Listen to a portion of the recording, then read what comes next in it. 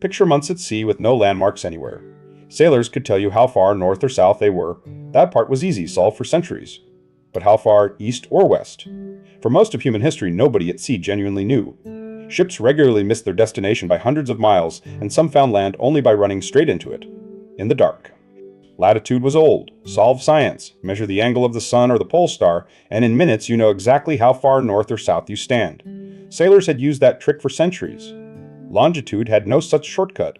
Nothing in the sky directly told you how far you traveled east or west. It was, quite literally, invisible.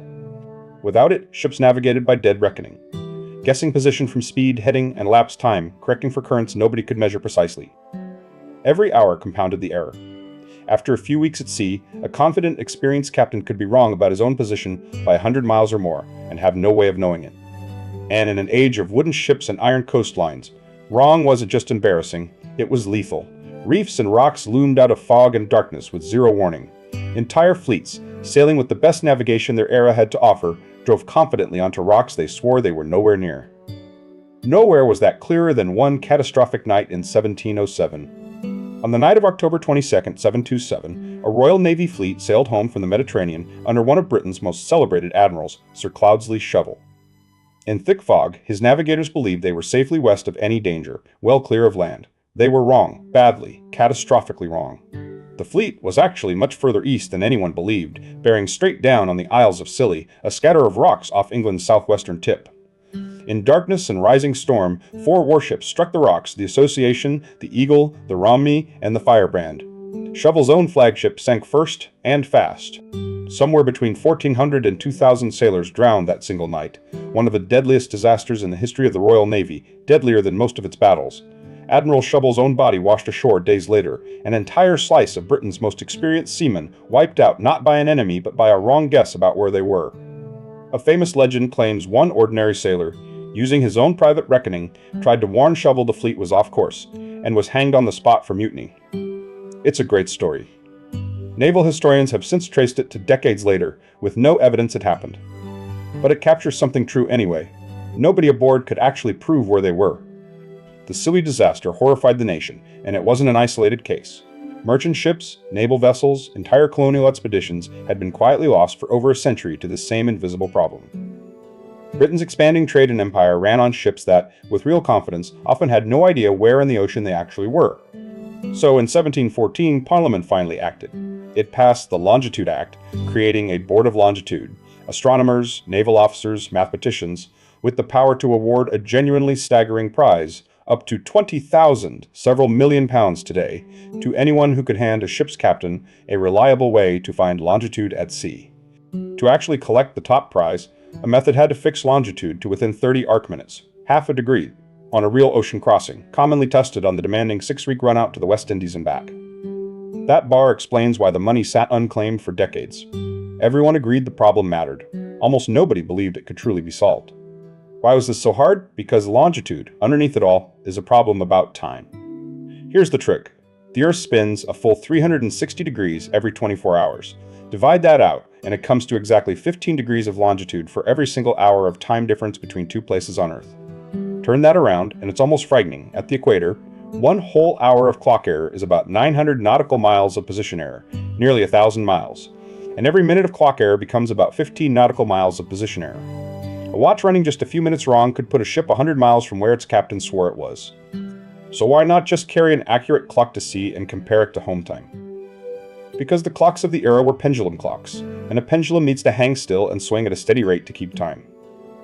Put one on a rolling pitching ship, in swinging heat and damp cold, and it turned into a useless, wildly inaccurate mess. The astronomers who'd end up on the board believed the real answer was the sky, not a machine, measure the moon's position against the stars, work through pages of careful trigonometry, and calculate the time, and therefore the longitude, without a single moving part that could break.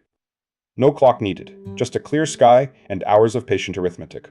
Meanwhile, in rural Lincolnshire, an obscure self-taught carpenter and clockmaker in his 30s believed something almost nobody in London took seriously, that the answer really was a clock. If only you could build one immune to a ship's rocking, a ship's heat and cold, a ship's damp, salt air. His name was John Harrison. Harrison was born in Yorkshire in 1693 and raised from childhood in Barrow-upon-Humber, Lincolnshire, where his father worked as a carpenter. He had no university training, no scientific credentials, nothing but borrowed books, careful hands, and an obsessive curiosity about how clocks actually worked, and, crucially, why they so often didn't. Long before any prize existed, Harrison had already built astonishingly accurate turret clocks almost entirely from wood, since wood needs no oil to run smoothly, and oil, gumming and thinning with temperature, was the enemy of every clock of the age. Some of his clocks reportedly kept time to within about a second a month. That was, for the 1720s, close to unbelievable. In 1730, Harrison traveled to London with drawings of a proposed sea clock, hoping to convince the men who controlled the 20,000 that an ordinary carpenter from the countryside had actually solved the hardest problem in navigation. It would take him the rest of his working life to make them believe it. In London, Harrison found his way to Edmund Halley, the Astronomer Royal, who, impressed but cautious, sent him on to a respected clockmaker, George Graham. Graham examined Harrison's designs, saw real promise in them, and quietly lent the unknown carpenter money out of his own pocket to build a working prototype. No board money yet, just one expert's private faith in an outsider. Over the next 5 years, Harrison built H1, a large brass and wood machine, about 75 pounds of interlocking balances connected by springs and wires, engineered so the swinging motion of a rolling ship canceled itself out instead of throwing the mechanism off. A genuinely radical design, built almost entirely by a man with no formal training at all. In 1736, H1 went to sea, sailing to Lisbon and back aboard Royal Navy ships. It performed impressively. The captains involved praised how it helped correct the ship's navigation on the return leg. The board granted Harrison $500 to keep going, his very first official reward, decades before anything like a finish line. Instead of resting on that success, ever the perfectionist, Harrison decided H1 could be beaten by him. He spent years designing an improved successor, H2, with refined balances. Then, partway through building it in 1741, he discovered a fundamental flaw in the new design. And he made a hard, quietly remarkable decision. He scrapped H2 completely rather than present something he knew was imperfect. It never even went to sea. Most people, offered $500 in real board attention, would have shipped it anyway and hoped. Harrison instead started over on something far more ambitious, H3. It would consume the next 17 years of his life. 17 years. Let that actually sink in. While Harrison labored alone in his workshop, refusing to show the world an unfinished machine, ships kept sailing blind and the 20,000 sat completely unclaimed. This wasn't the story of fast, dramatic genius. It was grinding, obsessive, decade-devouring persistence, one careful adjustment at a time. During those years, Harrison invented solutions engineers still use today. First, the gridiron pendulum, strips of brass and steel bolted together so that as heat makes one metal expand, the other's opposite expansion cancels it out, keeping a pendulum's effective length and its timekeeping rock steady through a tropical noon or a North Atlantic frost. Then the grasshopper escapement, a delicate mechanism controlling how a clock's power is released, tick by tick, with wooden pallets that barely touch and need almost no lubrication. Vital, because ordinary clock oil of the era thickened, thinned, and gummed, unpredictably with every swing in temperature, quietly wrecking accuracy. For H3, Harrison invented something else, almost as a side effect, the caged roller bearing, a ring of small, free-rolling cylinders that dramatically cut friction between moving parts. It's a basic idea behind nearly every wheel, engine, and machine that spins today. He built it to solve a clock problem, a century before anyone called it industrial. And yet, despite all that ingenuity, H3 to finally finished in 1759 still wasn't quite the answer. It was a magnificent machine, and also too large, too complex, and far too costly to ever equip a navy of thousands of ships. Harrison had built genius. He hadn't yet built something anyone could actually use at scale. But by then, almost as a side project, Harrison had quietly been experimenting with something completely different, a large pocket watch. Everyone in horology knew watches were too small and imprecise for serious navigation, toys, next to a proper clock. Harrison, now in his 60s, simply disagreed. He noticed a good watchmaker's timepiece, keeping startlingly good time despite its size. If a watch's tiny, fast-swinging balance wheel could be engineered as carefully as his giant sea clocks, insulated from temperature, nearly frictionless, maybe a machine you could hold in one hand could outperform 110 times its size. It was a radical bet on a totally different scale of engineering.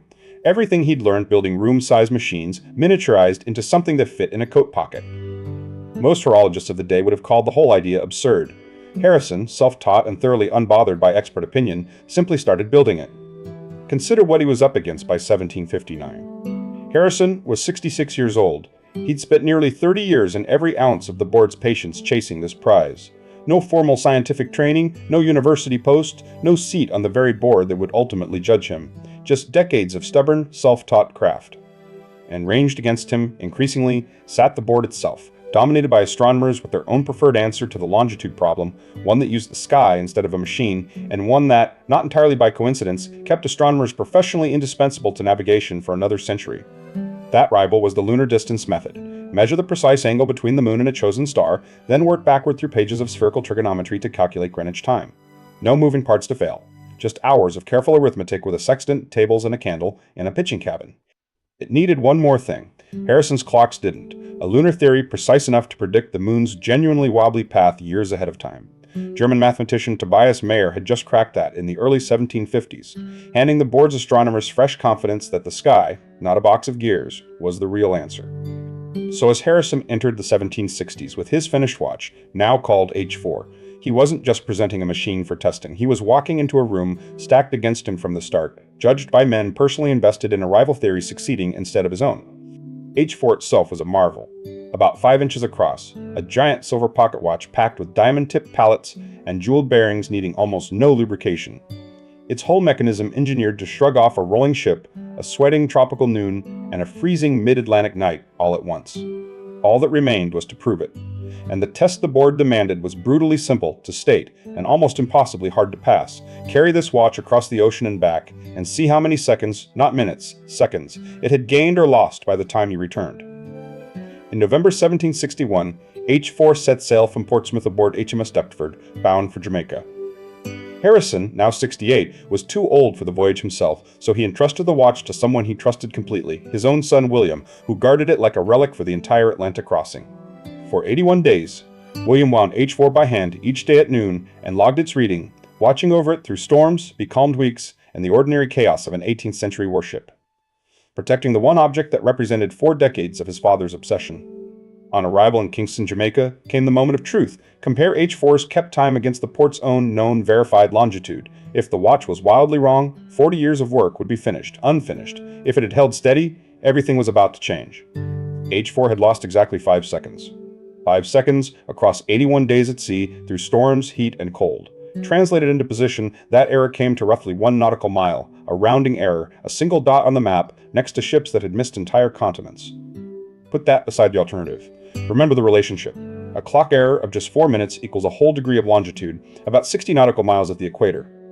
An ordinary clock of the era, thrown off by a rolling ship or a hot afternoon, could easily drift minutes in a single day, not seconds across 3 months. Compound. An ordinary clock's daily wobble across an 81-day voyage, and you get errors of tens of minutes, sometimes hours, translating into hundreds, even thousands of miles of position error. Against that, Harrison's 5 seconds wasn't just good, it belonged to a different category of machine entirely. Here's that comparison laid bare. In real numbers, H4's razor-thin drift across the whole voyage, next to the runaway error, an ordinary sea clock would rack up over the very same 81 days. The difference between landing exactly where you aimed and missing your destination by 100 miles or more. By the Longitude Act's own written numbers, Harrison had unambiguously won, not just cleared the bar, but obliterated it, with room to spare. If the rules meant what they said, this should have been the exact moment John Harrison collected 20,000 and became a very rich, very vindicated man. It was not. The Board of Longitude, meeting back in London, dominated by the very astronomers who favored the lunar-distance method, declared the Jamaica result inconclusive. Perhaps, they suggested, it had simply been luck. They demanded Harrison prove the exact same thing all over again on a second voyage. It's worth pausing on how audacious that was. A machine had performed roughly 60 times better than the prize required. And the men judging it responded not with astonishment, but with suspicion, because the result threatened to make their preferred method, and arguably their own expertise, obsolete overnight. So in 1764, William Harrison sailed again, this time to Barbados aboard HMS Tartar carrying an improved H4. Waiting there, by careful design, was one of the board's own astronomers, Neville Maskelyne, sent specifically to test the rival lunar distance method against Harrison's watch on the very same voyage. The results came in, and once again H4 barely blinked. It fixed Bridgetown's longitude to within about 10 nautical miles. Maskelyne's careful lunar distance sights, worked by hand through page after page of trigonometry, landed within roughly 30 nautical miles, inside the rules, but 3 times less precise. Here's that head-to-head, the watch against the sky, on the same voyage, judged by the very same men. Harrison's silent little machine against a rival method demanding a sextant, precise tables, a clear sky, and hours of careful calculation. For a noticeably rougher answer. A pocket watch had now beaten the finest astronomical method twice, on 2 separate voyages years apart. There was no honest way left to call it luck, and yet, once again, the board found reasons to withhold the full prize, this time demanding Harrison hand over his secrets before he'd see another shilling. In 1765, Parliament amended the rules yet again. Before releasing even half the 20,000, the board insisted Harrison fully disassemble H4 in front of a hand-picked panel, his rivals, essentially, explaining every part of a design he'd spent a lifetime perfecting so other watchmakers could learn to copy it. Harrison, in his 70s now, agreed, humiliated but out of options. He walked strangers through the guts of his life's finest work, piece by piece. For that disclosure, the board finally released 10,000, half the promised prize, while quietly attaching yet another condition before he'd ever see the rest. The new demand, Harrison had to build 2 more working duplicates of H4 entirely from scratch to prove the design was reproducible and not some unrepeatable fluke of craftsmanship. A man well past 70 was effectively being asked to build his masterpiece 3 more times before anyone would fully believe him. Meanwhile, Neville Maskelyne, the very astronomer whose lunar distance method had lost to Harrison's watch at Barbados, was appointed Astronomer Royal in 1765, and with it, a permanent seat on the board that would decide Harrison's fate. The man behind the rival method was now, formally, one of Harrison's judges.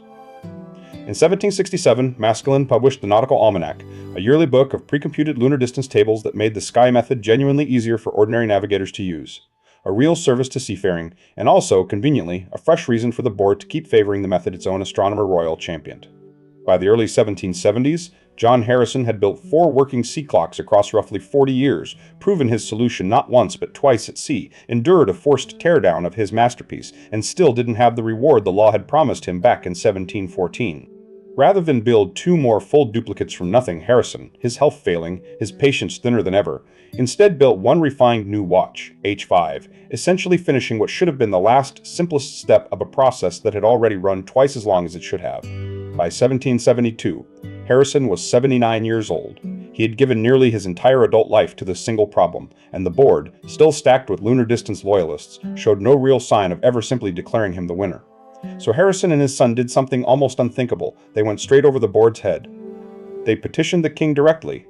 George III, hearing that an aging genius seemed to have been cheated by his own scientific establishment, was reportedly furious, and decided to settle the matter himself in the most direct way available to a monarch. He would test the watch personally. For 10 weeks in 1772, at his own private observatory, George III wound and checked H5 daily with his own hands, like any curious hobbyist. The result?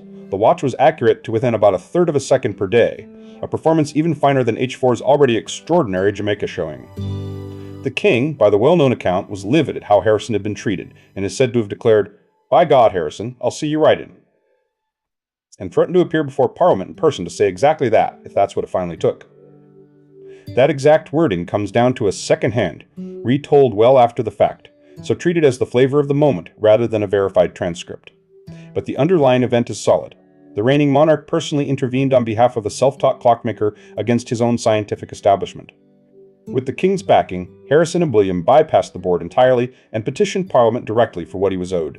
And in June 1773, 59 years after the Longitude Act, and roughly 43 years after Harrison first sketched a marine clock for Edmund Halley, Parliament finally acted. It voted Harrison 8,070, not from the Board of Longitude, and not, technically, as the prize at all, but as a separate reward for his services to navigation. He was 80 years old. His hands, after 40 years bent over gear trains and balance springs, were finally formally paid. Add up every payment across his career.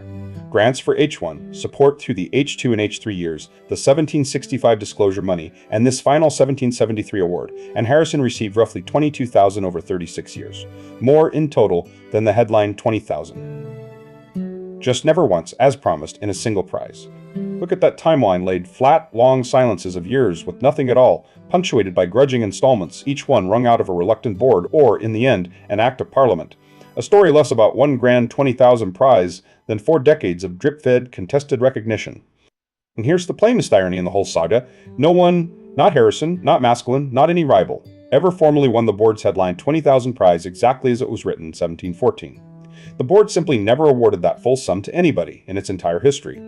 Harrison didn't live to see much more vindication after 1773. He died 3 years later on March 24, 1776, in London at the age of 82, reportedly on the date of his own birth by the old calendar reckoning, though the exact coincidence is muddied by the era's messy shift between calendars. He never received a title, a knighthood, or any grand ceremonial honor. Such things didn't yet exist for engineers of his kind. He died having built, essentially alone, the single most important navigational instrument since the compass, largely unheralded outside a small circle who understood exactly what he'd done. Neville Maskelyne, meanwhile, kept publishing his nautical almanac for decades, and lunar distances remained a genuinely useful method for sailors without a chronometer well into the 1800s. History has room for both men to have contributed something real to solving the same hard problem. But the verdict of the following century was not close. Every navy, every merchant fleet, every serious ship on Earth eventually adopted some form of Harrison's approach. A precision timekeeper carried aboard, checked against home time, read directly into longitude, in seconds without a single calculation. It's worth asking why the board resisted so long, given results this clear. Partly professional pride, astronomers had built careers mastering the sky-based method, and a carpenter's box of gears threatened to make that expertise obsolete. Partly plain snobbery, Maskelyne reportedly dismissed Harrison more than once as a mere mechanic. There's a real lesson in that word. Harrison wasn't a gentleman scientist with a university chair. He built things with his hands, and reasoned from first principles instead of formal credentials. To men who equated pedigree with credibility, that made his solution suspicious precisely because it worked so simply, so well, so early. It's a pattern that echoes far beyond one clockmaker. Institutions built to judge new ideas are often, quietly, invested in the old ones. The Board of Longitude existed for one purpose, to reward whoever solved the problem, and instead spent decades protecting the answer its own members had already staked their careers on. And yet Harrison won anyway. Not through charm, politics, or connections, but simply by being right, repeatedly, under test conditions the board itself had set. Sometimes the only real answer to institutional resistance isn't persuasion. It's building something so good that reality itself keeps proving your case for you, voyage after voyage. So, by the time John Harrison died in 1776, the argument was already effectively over, even if the credit had come late and grudging. The clock had beaten the sky, and what that quiet victory actually unleashed on the world is the next part of this story. Within Harrison's own lifetime, his ideas were already spreading. A skilled London watchmaker, Larkham Kendall, built a precise, more affordable copy of H4 called K1. In 1772, it sailed on a ship whose captain would help make it famous across the entire world, James Cook. Cook carried K1 on his second Great Pacific voyage and called it his trusty friend and our never-failing guide. For years, across thousands of miles of open ocean, a machine descended directly from a Lincolnshire carpenter's stubborn 40-year obsession told Cook exactly where in the vast Pacific he actually was. Within decades, chronometers built on Harrison's principles became standard equipment on naval and merchant ships worldwide. Prices fell as manufacturing improved, and the skill required to use one collapsed from years of astronomical training down to a simple subtraction. Longitude, once nearly unknowable, became something an officer read off a dial before breakfast. Consider what that quietly enabled: confident global trade routes, safer troop and passenger transport, accurate charts of coastlines that had, for centuries, been drawn from little more than guesswork. A large share of the modern, thoroughly mapped world rests on sailors finally being able to answer one simple question: where, exactly, am I? It's a genuinely double-edged legacy. Worth saying plainly, precise navigation didn't just save sailors' lives, it also supercharged the colonial expansion and exploitation of the very era it belonged to. Harrison solved a pure engineering problem. What empires then chose to do with that solution is a separate, far messier story. And the core trick, a stable, self-contained timekeeper checked against a known reference, never stopped working. It just kept getting smaller and more precise, from Harrison's 75-pound sea clock, to his 5-inch watch, to quartz chronometers, to the atomic clocks quietly humming inside every GPS satellite overhead right now. Your phone finding your location right now runs, at its core, on the exact same principle John Harrison bet his entire life on: an incredibly precise clock, compared against a known reference, turning a tiny difference in time into an exact position on the Earth's surface. He simply built it first, by hand, from wood and brass. Harrison's story also complicates the simple mental picture of a lone genius breakthrough. He built 4 increasingly refined machines over 4 decades, learning from every failure, discarding an entire finished design, H2, rather than present something imperfect. Genius here looked like patience, self-criticism, and a refusal to stop improving. And it's a story about how badly institutions can fail the very people they were built to reward. The Board of Longitude existed for exactly one purpose: to recognize a working solution to a defined problem. Faced with precisely that, it spent decades finding reasons the answer in front of it somehow didn't count. Contrast that with the king. George III wasn't an astronomer, a clockmaker, or a board member with a stake in the outcome. Just a curious, reasonably fair-minded observer who wound the watch himself for 10 weeks and reached the obvious conclusion faster than the men whose actual job that was. There's something almost universal in Harrison's fight, an outsider, self-taught, without credentials or connections, up against an institution that equates expertise with authority and treats an inconvenient result as a threat rather than an answer. The watch, in the end, simply refused to be wrong, no matter how long they made it wait. Today, John Harrison is honored the way history tends to eventually honor people it once dismissed. His sea clocks are displayed at the Royal Observatory in Greenwich, still ticking, still keeping near-perfect time nearly 3 centuries later, outliving every single one of the men who once doubted him. Modern clockmakers have gone back and rebuilt Harrison's designs from his own drawings, just to check his boldest claim that his mechanisms could hold accuracy to within a second over 100 days. In a careful 21st century test, a reconstruction called Clock B did exactly that, proving, centuries late, that Harrison hadn't merely gotten lucky. So, who really solved the longitude problem? By the strict letter of the 1714 Act, technically, no one ever formally did. The board never once handed out its full headline prize to anybody. By the plain evidence of the open ocean, John Harrison solved it decisively, repeatedly, years before anyone else came close.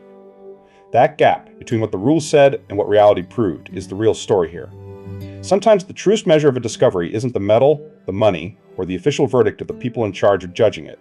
It's simply whether the thing works, voyage after voyage, when it actually matters. Picture the whole arc at once. A carpenter's son from rural Lincolnshire who taught himself clockmaking from borrowed books.